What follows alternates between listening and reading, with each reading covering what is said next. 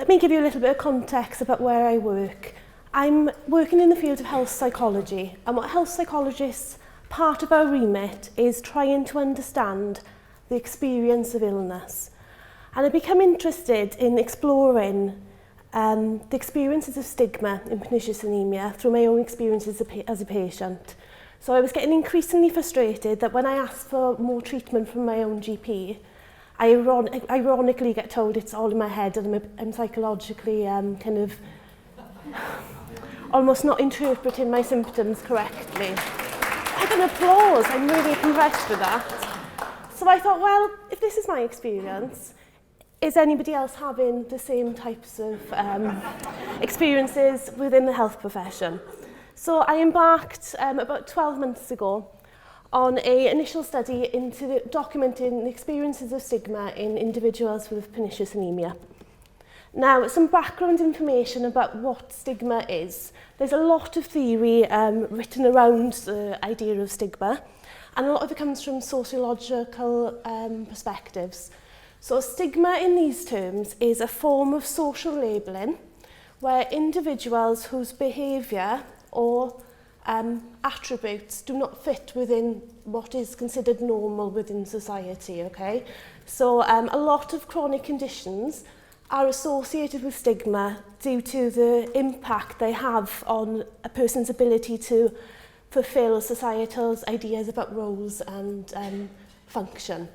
So if you've got a long-term condition, such as pernicious anaemia, which is associated with perhaps fatigue, unclear thinking, etc., this is a barrier almost to social interaction, being able to carry out your day-to-day life and engaging in the work environment. In a number of chronic illnesses, stigma has been well documented. There's nothing currently published for pernicious anaemia. So I'm going to relate from findings from similar conditions such as chronic fatigue and fibromyalgia. The reason I think this literature is useful is because both of these conditions have quite a complex range of symptoms, and there are not kind of well-established treatment plans which suit every individual. So it's a nice parallel to pernicious anaemia. Now, individuals with these conditions who perceive that they are stigmatised often report higher rates of psychological distress, so they have higher anxiety and depression.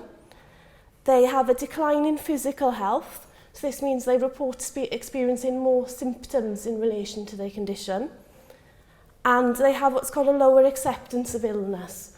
Now, what acceptance of illness describes is a person who has low acceptance of illness feels that their illness gets in the way and almost defines their life. They feel they're dependent on others because of their condition. So what I did about 12 months ago, I hosted a questionnaire on the Pernicious Anaemia Society, and I got some of your voices heard to tell me about what individuals' perceptions of stigma was and what impact this was having on their well-being. So for those of you who didn't complete the questionnaire, I'm just going to talk through what the questionnaire measures were. I collected some demographic information about the sample, so what types of treatments individuals are having, age of diagnosis, how long they'd had the condition for. And I used the anticipated stigma in chronic illness scale, which is a standardised measure used across other conditions as a tool to identify what stigma is perceived by others. And this looks at stigma in 3 life domains, so from family and friends. So it might be how likely, on a scale of 1 to 5, do you think your friends and family blame you for not getting well from your condition? It also looks at the work context, so on a scale of 1 to 5, how likely are your employers to feel like discriminate against you in work because of your condition and health? And then also from a healthcare perspective, so how, on a scale of 1 to 5, how likely do you feel that healthcare professionals become frustrated with you because of your condition? So all quite relevant themes, I hope, to pernicious anaemia. I also collected some measures on psychological well-being. So these were a commonly used measure of anxiety and depression, and also acceptance of illness scale. So to my left is an image of kind of the basic demographics of the data I collected. I had a large number of responses, so nearly 300 complete questionnaires. As you can see, the demographics fit with what we kind of expect for pernicious anaemia. So the majority were female respondents, aged early 50s, had been living with the condition for about 6 or 7 years at that time and got diagnosed in their kind of mid-40s. The frequency of B12 injections kind of mimics what we saw in some of the earlier presentations. So the vast majority were on the 12-week treatment regime. And there were also groups which had injections every month or every 8 weeks. So this is a graph displaying the level of anticipated stigma in the pernicious anaemia population. And the pernicious anaemia figures are the dark blue bars.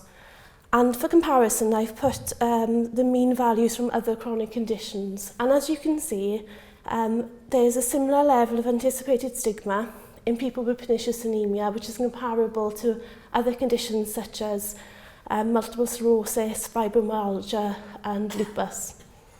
What I found particularly interesting, perhaps not unexpected, is the most perceived stigma came from healthcare professionals. So that was the area where people most felt that they were likely to be discriminated or experience prejudice. I looked into this data in a little bit more depth and found that people with high levels of anticipated stigma, so this isn't telling me much about their experiences of stigma, only that they expected to be treated differently, had lower acceptance of their illness. So as I mentioned earlier, this has an impact on how much influence they feel their illness has over their life and suggests that perhaps they feel limited by their condition, and had lower well-being. So they had higher rates of anxiety and higher rates of depression. I also delved into this data a little bit further. So with the depression measure, I'm able to kind of group responses into people who had no depression, mild depression, and then clinical levels of depressive symptoms in the last month. And this is what the graph on the right shows, that really surprisingly almost, there is a difference in anticipated stigma based on how frequently a person is experiencing depressive symptoms. So the clinically depressed group of responses received really overwhelmingly high amounts of stigma from the healthcare perspective.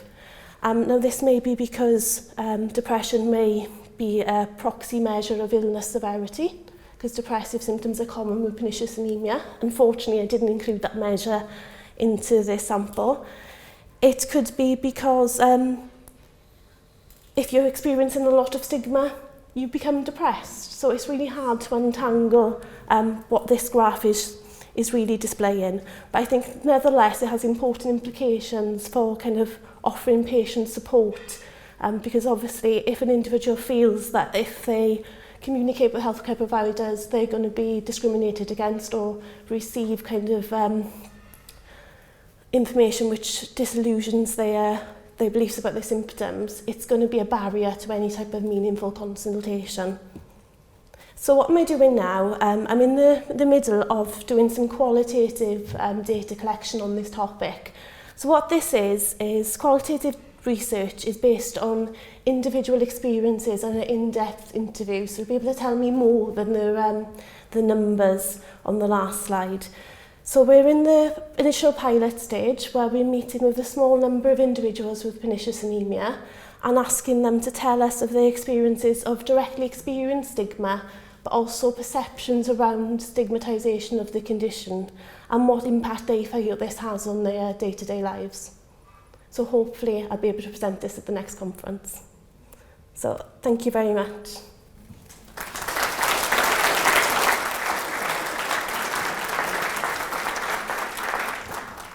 Heidi, were you able to tell anything from the frequency of injections? Were people less depressed if they had more frequent injections, or more depressed if they had fewer injections? Because I think a lot of people would make that connection. I haven't yet looked at the data in that way, but I am able to do that, and that's a really interesting point. I looked at whether frequency of injection influenced stigma, and there wasn't a relationship there, but I haven't admittedly looked at the link between injection treatment plans and depression, so I will do that when I get back.